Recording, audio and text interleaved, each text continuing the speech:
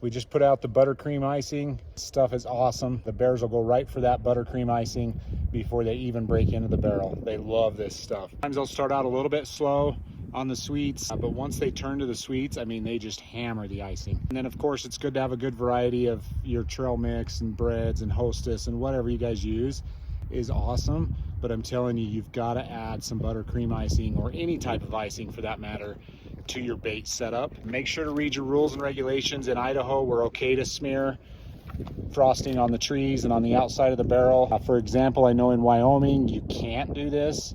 They want everything on the inside of the barrel.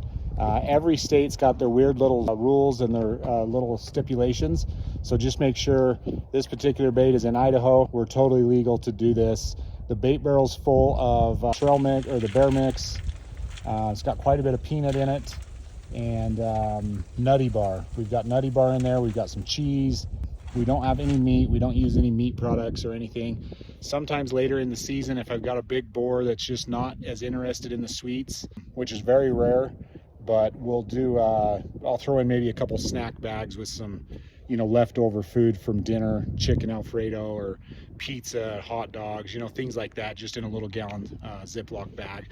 I'll throw that in there and see if that changes or entices those bigger boars. Sometimes you'll see them dragging that meat out.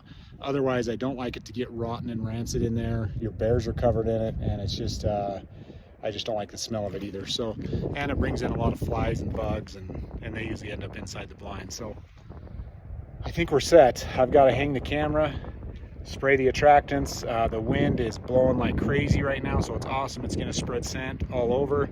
We'll get our fryer oil dumped down. So we've got good tracking right here in front of the barrel. We'll grease that up really well. And then of course the frosting has got our conviction. I think we put cherry conviction in this one.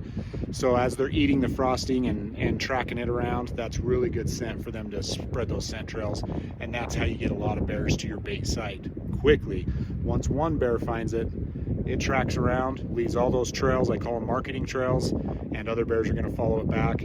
Pretty soon you got 1 bear, 3 bears, 5 bears, and you just keep stacking on bears, because every bear that hits is spreading more scent. So I'm gonna get the camera hung. We're gonna try to get bait number 2 in today if possible. Wait a week and see what happens.